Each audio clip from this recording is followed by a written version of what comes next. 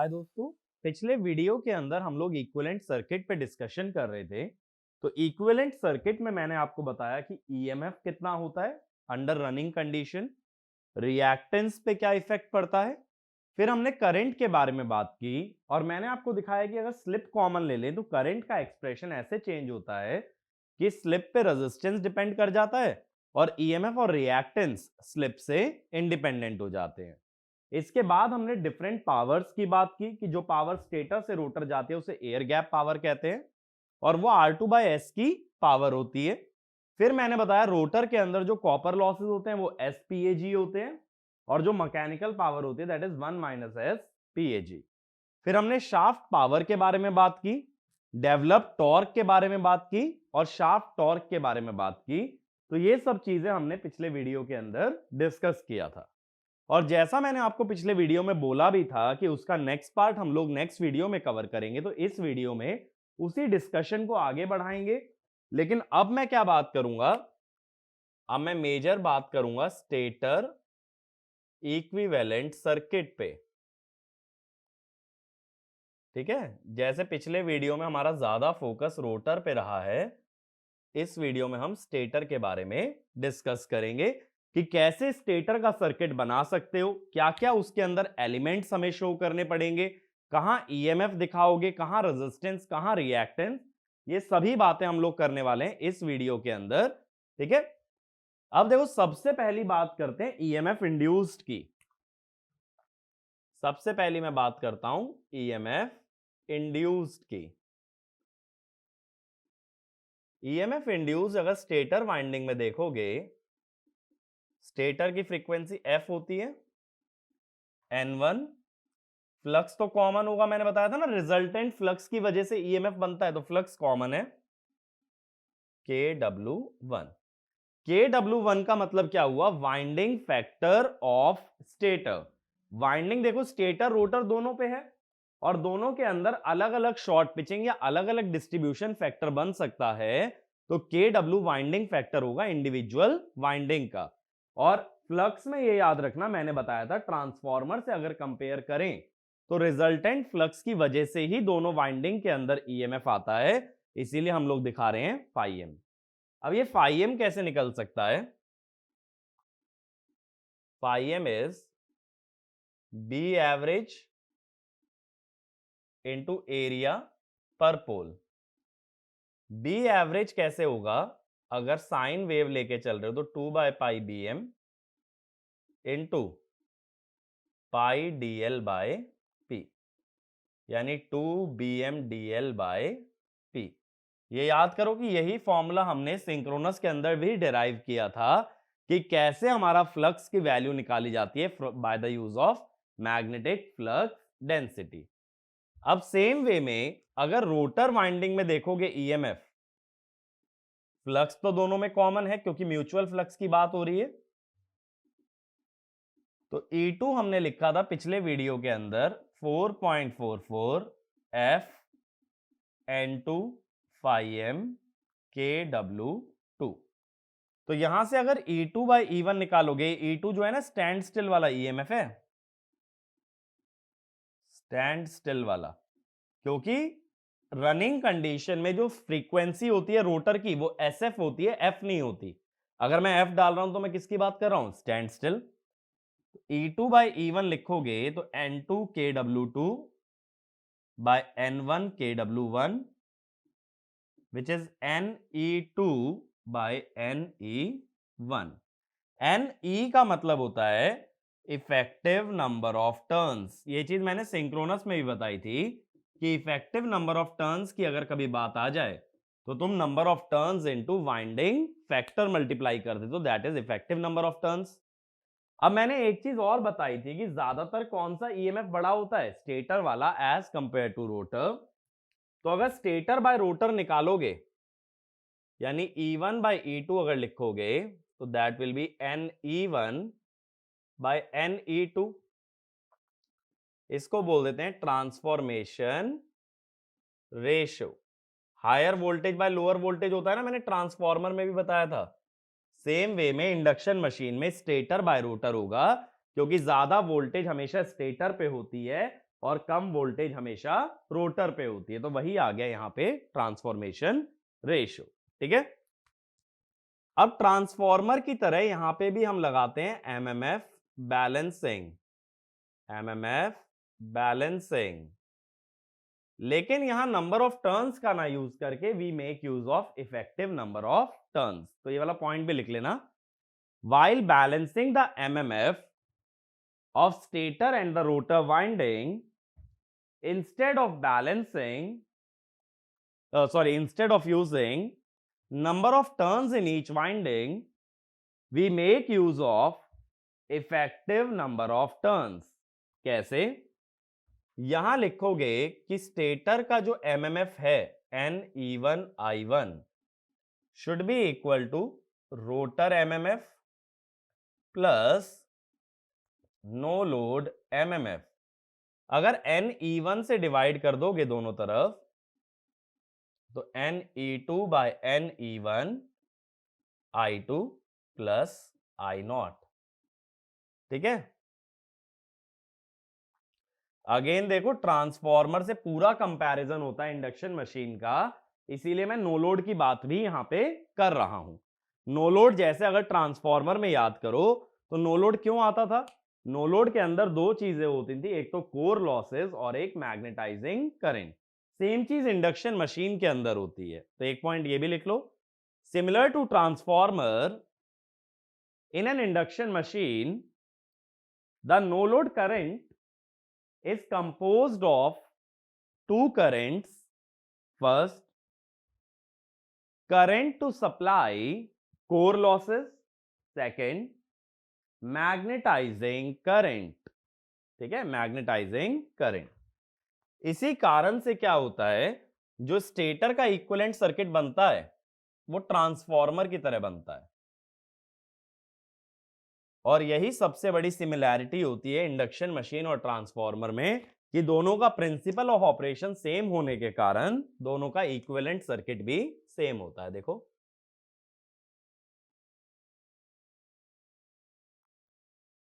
ये बना winding resistance, ये बना स्टेटर का लीकेज रिएक्टेंस, और फिर बनाओगे नो लोड वाली ब्रांच।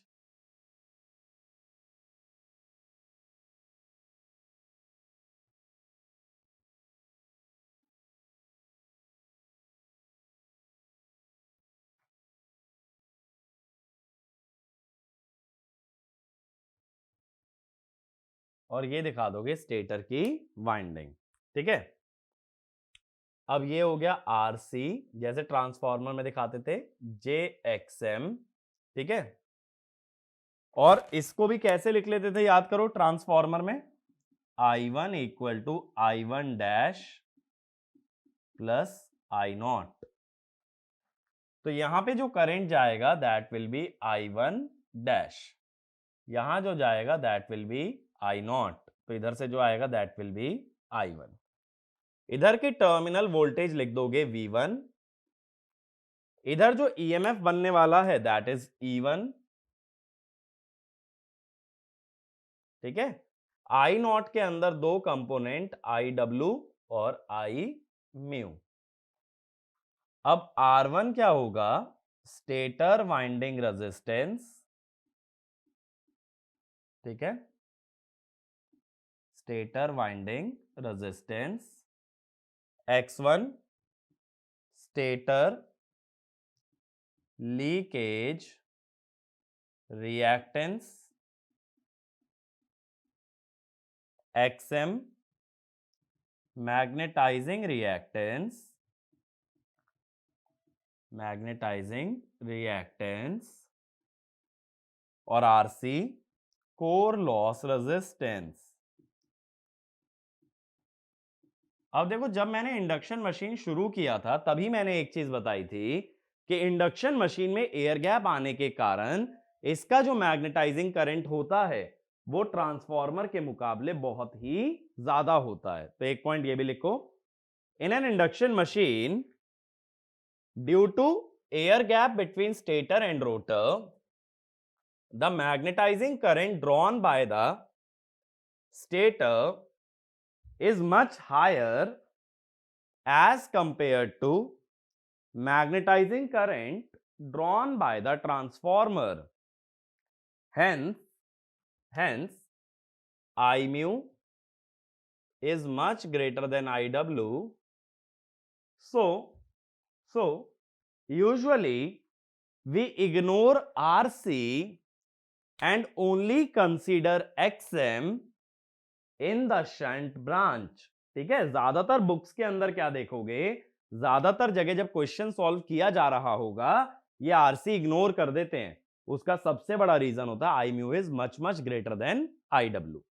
ट्रांसफॉर्मर में क्या होता है, आई म्यू आई डब्ल्यू से बड़ा तो होता है, लेकिन ऐसा नहीं होता कि 20 गुना 50 गुना बड़ा हो जाए, यहां काफी ज्यादा हाई होता है। अच्छा, एक पॉइंट और लिखो, अगर इस ब्रांच में करंट ज्यादा है तो ये बताओ इस ब्रांच की इंपीडेंस क्या होगी, कम या ज्यादा?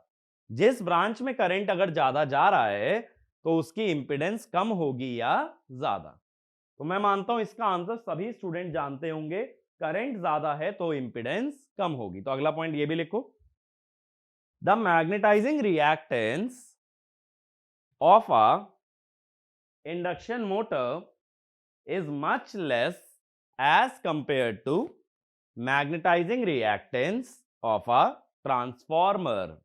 ठीक है, उसके मुकाबले काफी कम होती है इसकी मैग्नेटाइजिंग रिएक्टेंस।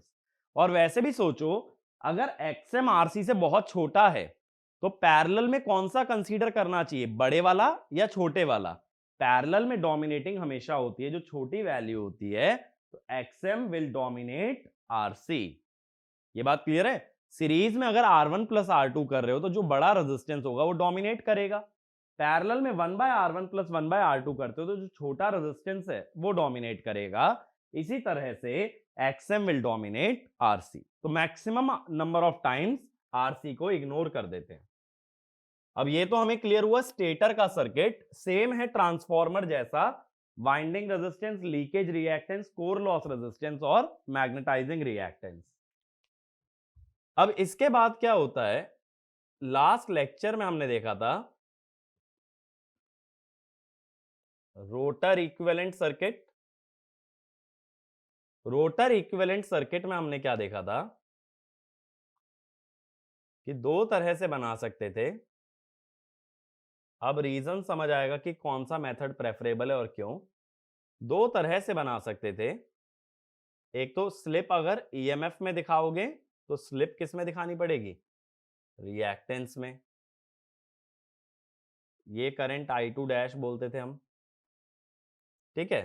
इसी सर्किट को चेंज करके हमने ऐसे भी दिखा दिया था,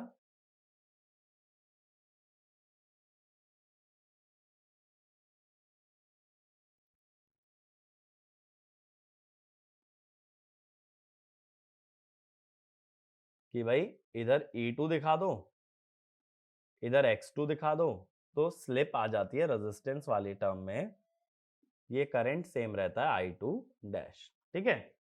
लेकिन क्या है कि देखो ये I2 डैश बार बार लिखने की जगह मैं इसको I2 ही लिख दे रहा हूं, ताकि इतना जो कन्वेंशन है वो इजी रहे हमारे लिए, सिंपल रहे। तो ऐसा मत सोचना कि स्टैंड स्टिल का करंट ले रहा हूं, मैं बस I2 डैश ना लिखने की जगह किस टर्म का यूज कर रहा हूं, I2 का, तो मैं यहां से डैश हटा देता हूं, ठीक है। अब देखो दोनों सर्किट में डिफरेंस क्या है, पहले सर्किट में स्लिप का फैक्टर ईएमएफ और रिएक्टेंस में है, दूसरे सर्किट में ईएमएफ और रिएक्टेंस में स्लिप ना आके किस में चली गई है, रेजिस्टेंस में। दोनों में डिफरेंस समझो, ईएमएफ और रिएक्टेंस दोनों ही किस पे डिपेंड करते हैं, फ्रीक्वेंसी पे। इसीलिए उसके अंदर स्लिप का फैक्टर आया था क्योंकि रोटर की फ्रीक्वेंसी हो गई थी एसएफ, और जब मैंने स्लिप को रेजिस्टेंस में दिखा दिया तो ईएमएफ और रिएक्टेंस में एस का फैक्टर चला गया, यानी कि वहां पे रोटर की फ्रीक्वेंसी एसएफ ना होकर के कितनी हो गई, एफ। तो एक पॉइंट ये लिखना, the physical meaning of first rotor equivalent circuit is that the rotor frequency is SF, due to which a factor of slip appears in EMF as well as reactance, but in the second circuit there is no factor of slip in EMF and reactance, which means the frequency of rotor in the second circuit is taken as F instead of SF। ठीक है, second circuit में rotor की frequency F लेके चला जाएगा। इतनी बात clear हुई।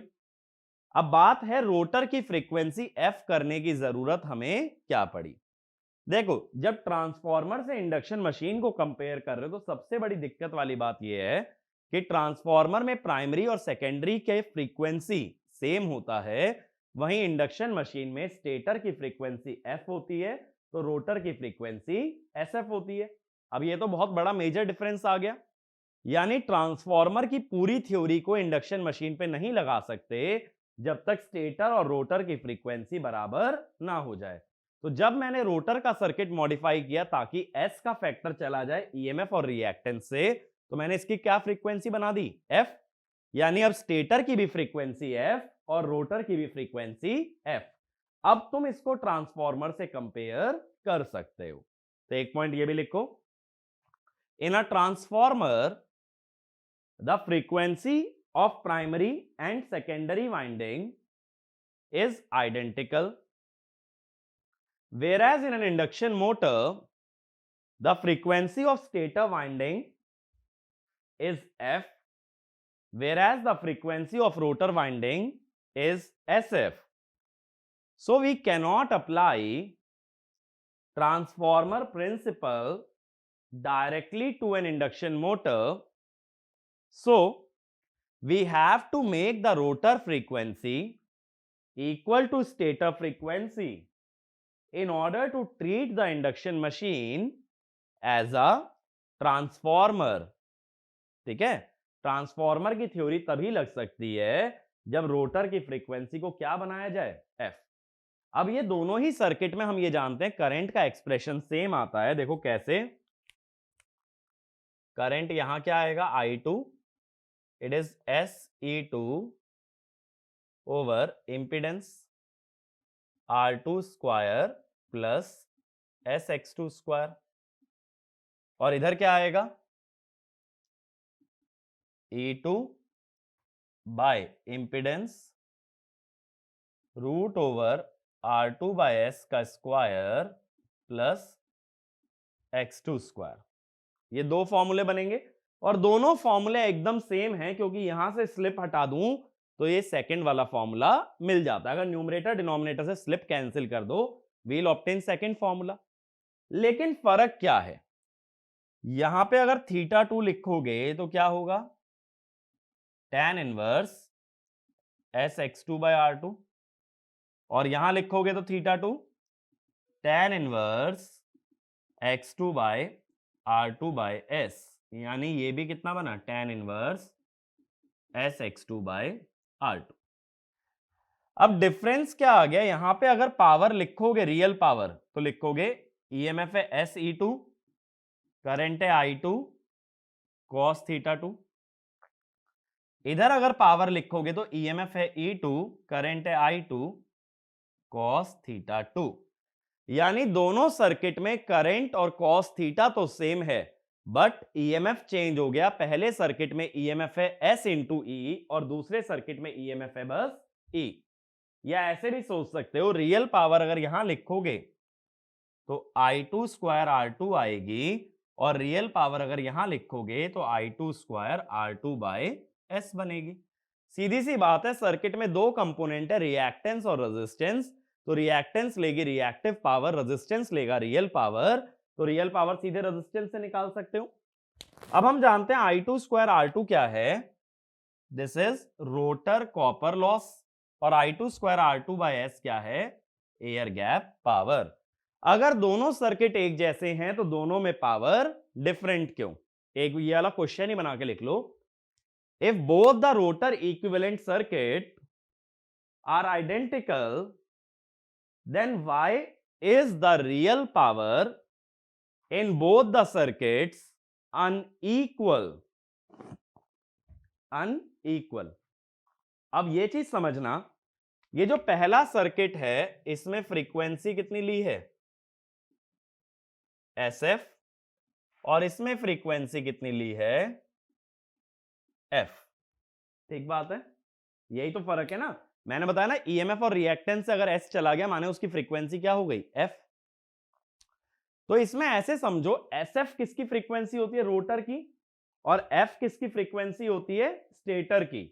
यानी इस सर्किट में फ्रेम ऑफ रेफरेंस, एफओआर माने फ्रेम ऑफ रेफरेंस, रोटर है, इधर फ्रेम ऑफ रेफरेंस स्टेटर है।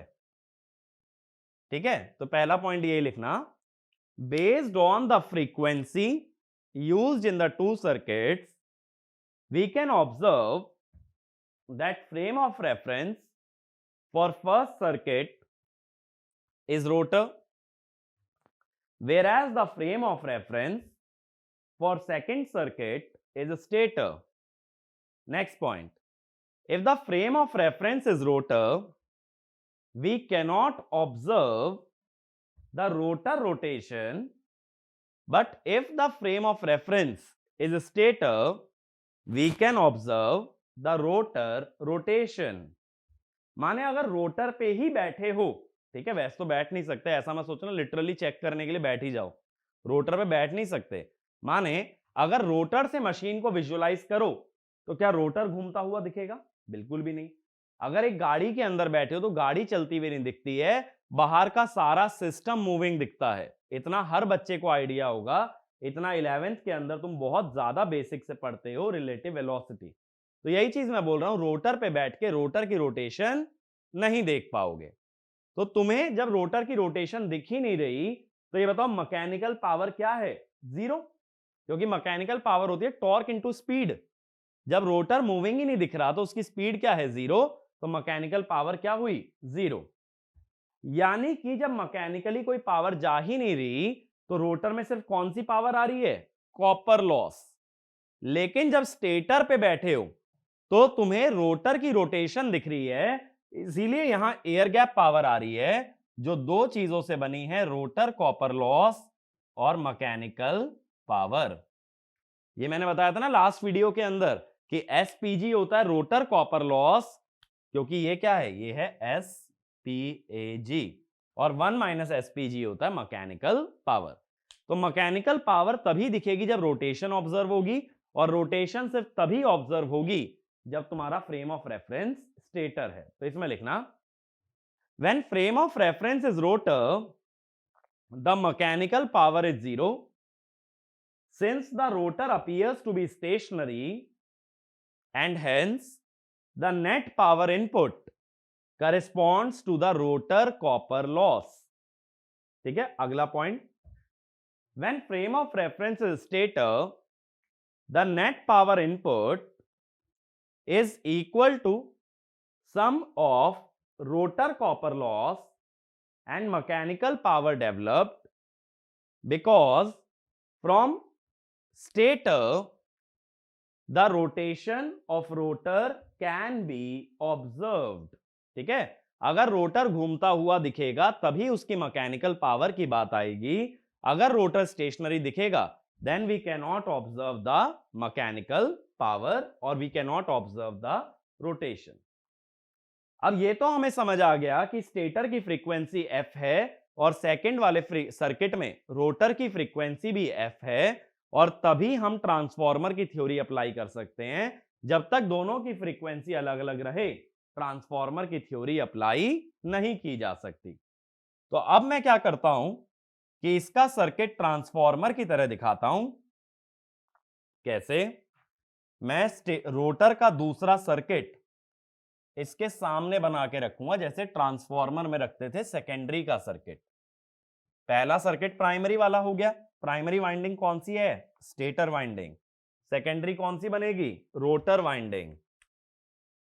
तो अब मैं देखो यहां पे दूसरी वाइंडिंग दिखा देता हूं, इसका ईएमएफ E2, इसका रिएक्टेंस X2, और इस सर्किट में एक वेरिएबल रेजिस्टेंस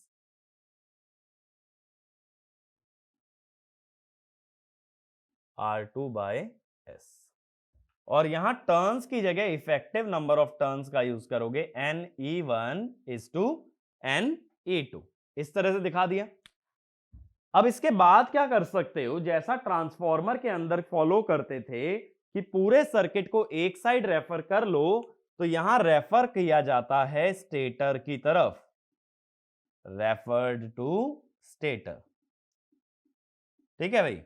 अब पूरा सर्किट दोबारा बनाने की जगह मैं डायरेक्टली सर्किट ड्रॉ करके दिखाता हूं। स्टेटर पे अगर रेफर किया जाएगा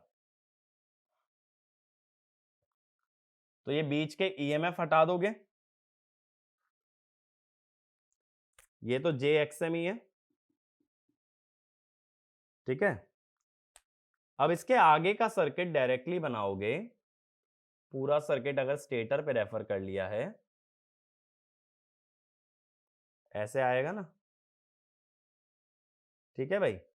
बट x2 की जगह x2 डैश, r2 की जगह r2 डैश। ठीक है। रेफर करने के बाद पैरामीटर्स की वैल्यू बदल जाती है और दोनों के बीच में जो ईएमएफ दिखेगा that will be E1, E2 lost हो जाएगा। अब ये x2 डैश क्या है, x2 हमें पता है इंपीडेंस को कैसे रेफर करते हैं, स्क्वायर ऑफ टर्न्स रेशो, तो NE1 बाय NE2 का स्क्वायर। R2 डैश क्या है, R2 again NE1 bye NE2 का स्क्वायर। ठीक है। ये बात मेरी क्लियर हुई कि किस तरह से हम लोग सर्किट को रेफर कर लेते हैं स्टेटर पे। तो ये हमारा जो सर्किट बन गया that will be complete equivalent circuit. तो पिछले वाला सर्किट और ये वाला सर्किट ना कंप्लीट इक्विवेलेंट सर्किट लिख के ड्रॉ करना, पूरा कंप्लीट इक्विवेलेंट सर्किट। ये बात मेरी क्लियर हुई। अब इसी में देखो मैं तुम्हें पावर दिखाता हूं अलग अलग। कैसे, देखो सबसे पहले यहां से जो पावर घुसी that will be input power. अब यहां से यहां जो गई, पहले यहां से कितना लॉस आ गया, ये हो गया स्टेटर कॉपर लॉस। ठीक है भाई। अब यह आरसी में जो लॉस आ गया that will be stator core loss. फिर यहां से अब जो पावर गई that will be air gap power. ठीक है।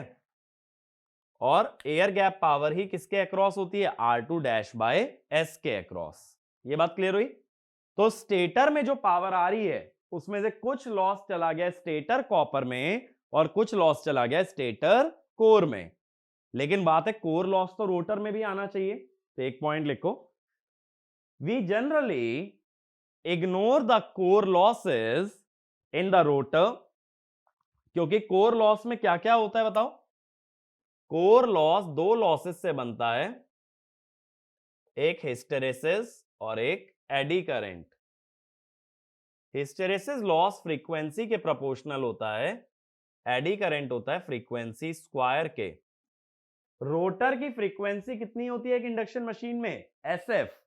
तो rotor frequency SF is much less than F।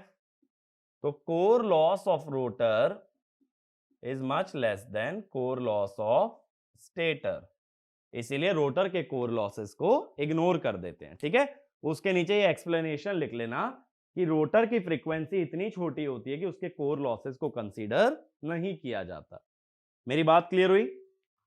अब देखो आगे इस सर्किट को और कैसे मॉडिफाई करते हैं। कई बार क्या किया जाता है, ये जो रेजिस्टेंस है R2 by S, R2 dash by S, इसको दो भाग में डिवाइड कर लेते हैं। एक तो R2 डैश, अब यहां पे जो हम दिखाएंगे दूसरा resistance R2 dash 1 by S minus 1, ये दिखाएंगे। देखो टोटल सम अभी भी R2 डैश बाय एस ही बन रहा है ना। ऐसा क्यों किया, ऐसा इसलिए किया कि अब यहां पे जो लॉस आ रहा है वो है rotor copper loss. R2 dash की जो पावर है that is rotor copper loss, तो बची हुई पावर यहां कितनी आएगी, that is mechanical developed power. Air gap power होती है R2 डैश बाय एस की पावर। उसमें से R2 डैश की पावर हटा लो, यानी कॉपर लॉस तुमने हटा लिया, तो बची हुई पावर कौन सी है? Mechanical developed power.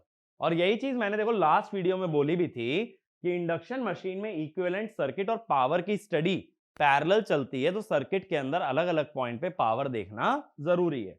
तो एक पॉइंट ये लिखो, the power across the resistance R2 dash gives rotor copper loss and hence the power across remaining resistance gives mechanical developed power।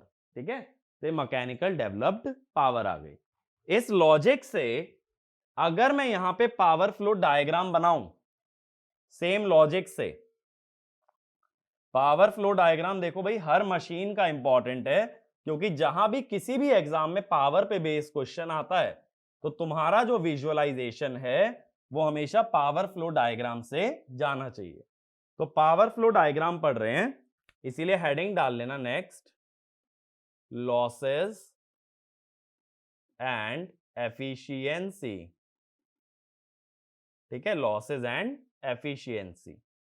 अब पावर फ्लो डायग्राम कैसे बनता है, देखो सबसे पहले इनपुट पावर आती है स्टेटर पे, जो 3 फेज सप्लाई से आएगी। जैसे अब देखो सिंक्रोनस मशीन में ना पावर सप्लाई के 2 सोर्स थे, एक तो आर्मेचर और एक फील्ड वाइंडिंग पे लगा हुआ डीसी सोर्स। अब जो इंडक्शन मशीन है इसमें ऐसा कोई डीसी सोर्स नहीं होता, तो यहां सारी input power 3 phase armature winding से आती है, तो वो इनपुट पावर हो गई। अब इसमें से तुम रिमूव कर देते हो stator copper loss. Stator copper loss चला गया, इसको ऐसे भी लिख सकते हो 3I1 स्क्वायर R1। फिर इसमें से हटाते हो स्टेटर कोर लॉस। ठीक है, अब बची हुई पावर कौन सी होती है यहां पे? Air gap power. और ये कहां जाती है? स्टेटर से रोटर। रोटर में जाने के बाद कुछ लॉस आते हैं, rotor copper loss, which is actually equal to SPAG। मैंने ये चीज बताई थी लास्ट लेक्चर के अंदर, इवन अगर मशीन को वो ये भी बोल दे कि लॉसलेस है, तो भी ये SPAG वाले कंपोनेंट को कभी इग्नोर नहीं करोगे। ऐसा कभी नहीं हो सकता कि एयर गैप पावर का इलेक्ट्रिकल पार्ट तुम इग्नोर कर दो, even if the machine is lossless. भले इस पॉइंट को दोबारा लिख लेना, even if the machine is lossless we cannot ignore the electrical portion of air gap power which is SPAG। ठीक है, अब बची हुई पावर यहां पे कौन सी आ गई?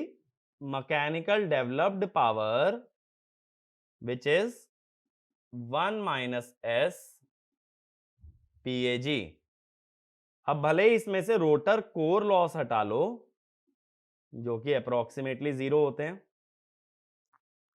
ठीक है, फिर फ्रिक्शन प्लस विंडेज लॉस हटा लो, तो यहां पे कौन सा मिल जाएगा पावर? Shaft power.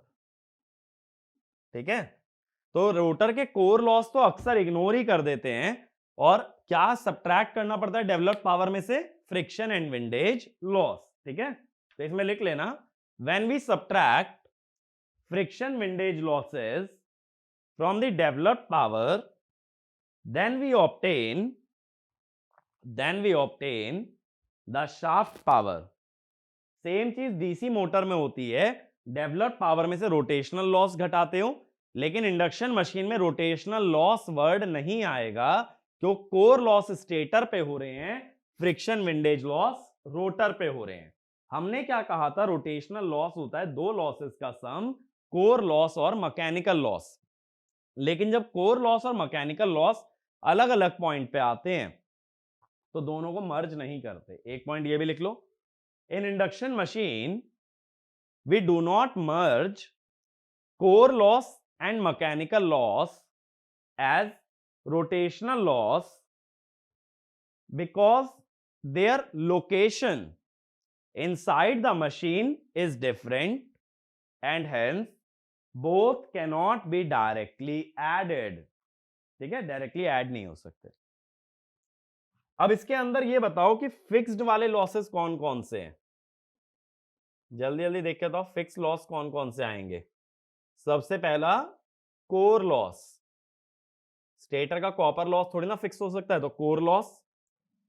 फिर bearing friction loss, bearing friction loss, ठीक है। फिर ब्रश फ्रिक्शन लॉस। ब्रश कहां लगते हैं? रोटर पे, लेकिन कब लगते हैं? जब स्लिप रिंग होती है। यानी ये किसमें आएगा? सिर्फ स्लिप रिंग इंडक्शन मोटर में। फ्रिक्शन दो जगह हो सकता है, बॉल बियरिंग्स पे या फिर ब्रशेस पे, लेकिन स्क्विरल केज में कहीं पे भी ब्रशेस नहीं होते, तो ब्रश फ्रिक्शन लॉस की बात नहीं आती। देन विंडेज लॉस,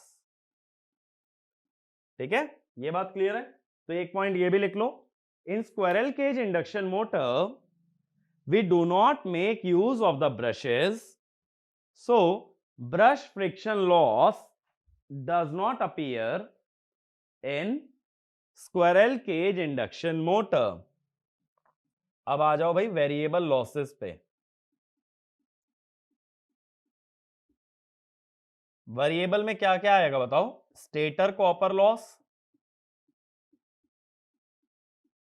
ठीक है। दूसरा rotor copper loss, copper loss हमेशा वेरिएबल लॉस में काउंट होता है, ठीक है। तीसरा क्या आएगा इसके बाद? Brush contact drop loss. जैसे डीसी मशीन में होता था ना वीबीडी इंटू आईए, लेकिन ये सिर्फ किस में होगा? Slip ring induction motor. और चौथा आएगा स्ट्रे लोड लॉस। इसको भी अक्सर इग्नोर रखते हैं, स्ट्रे लोड लॉस को, ठीक है। यही चार आएंगे। ब्रश कांटेक्ट ड्रॉप वहीं होगा जहां ब्रशेस यूज होंगे, और वो किसमें होते हैं? स्लिप रिंग इंडक्शन मोटर में। अब अगर ओवरऑल एफिशिएंसी तुम्हें लिखनी है तो तुम कैसे लिखोगे? Shaft power over shaft power plus fixed loss plus variable loss. और मैक्सिमम एफिशिएंसी की कंडीशन क्या होती है? मैक्सिमम एफिशिएंसी तब होती है जब fix loss is equal two variable loss हो जाए, तभी मैक्सिमम एफिशिएंसी आती है। लेकिन इस कंडीशन में हम लोग इंक्लूड नहीं करते, do not include brush contact drop. याद है डीसी मशीन में मैंने बताया था कि मैक्सिमम एफिशिएंसी की कंडीशन में वीबीडी इंटू आईए नहीं आता है, ठीक है। वो कंडीशन में डेरिवेटिव लेने में कैंसिल आउट हो जाता है, तो उसको इंक्लूड नहीं करना है। तो एक पॉइंट लिखना, while computing the efficiency we need to consider the brush contact drop, but in the condition of maximum efficiency brush contact drop does not appear, ठीक है। अब देखो क्या होता है, अगर कभी भी फ्रिक्शन विंडेज लॉसेस को कम करना है या फ्रिक्शन को कम करना है तो कोई ल्यूब्रिकेंट यूज करना पड़ता है। तो जैसे छोटी इंडक्शन मशीन होती है तो उसमें ग्रीस लगा देते हैं, और जो बड़ी इंडक्शन मशीन होती है उसमें ल्यूब ऑयल लगता है। These are lubricant to reduce the friction. तो एक पॉइंट ये लिखना, to reduce the bearing friction we make use of lubricant such as grease, GREACSE, GREASE in small induction motor and lube oil in large induction motor, ठीक है। Next point, lube oil will also act as a coolant। Oil जो है हमेशा coolant का भी काम कर लेता है। तो ल्यूब ऑयल के दो फायदे हैं, ल्यूब्रिकेशन और तुम्हारा ल्यूब्रिकेशन के अलावा क्या? कूलेंट। अगला point, windage loss depends on air gap, and since air gap is higher in slip ring induction motor, windage loss of SRIM is higher than SCIM, ठीक है। जितना ज्यादा एयर गैप होता है उतनी ज्यादा वॉल्यूम ऑफ एयर होती है मशीन में, और जितनी ज्यादा वॉल्यूम ऑफ एयर होगी वो मशीन के रोटर पे उतना ही ड्रैग, उतना ही फोर्स अप्लाई करेगी। इसी वजह से विंडेज लॉस ज्यादा होगा ज्यादा एयर गैप वाली मशीन में, और ज्यादा एयर गैप वाली मशीन है slip ring induction motor. Squirrel cage का रोटर स्मूथ होने के कारण उसका एयर गैप कम होता है। कि मैंने लिखवाया था ना, स्क्विरल केज का रोटर एकदम स्मूथ होता है क्योंकि वहां बार्स यूज होते हैं, वाइंडिंग नहीं, इसीलिए उसके अंदर एयर गैप कम रखा जाता है। ये बात क्लियर हुई? तो देखो इंडक्शन मशीन के अंदर ना ये डायग्राम तुम्हें याद रखना है, बाकी एफिशिएंसी से रिलेटेड ऐसा कोई बड़ा चौड़ा कॉन्सेप्ट नहीं है, लेकिन एफिशिएंसी बेस्ड न्यूमेरिकल काफी कॉमन है, ठीक है? तो ये डायग्राम याद है तो तुम हर पॉइंट पे कोई भी पावर डिराइव कर सकते हो। तो इस लेक्चर को यहीं वाइंड अप करते हैं। अब जो हम अगला टॉपिक कवर करेंगे उसके अंदर हम लोग मेजरली बात करेंगे मशीन के टॉर्क की, ठीक है? टॉर्क वाला जो कॉन्सेप्ट है इंडक्शन मशीन से ज्यादा रेलिवेंट किसी भी और मशीन के अंदर नहीं होता है, ठीक है? तो टॉर्क की स्टडी होगी नेक्स्ट लेक्चर में। तब तक थैंक यू।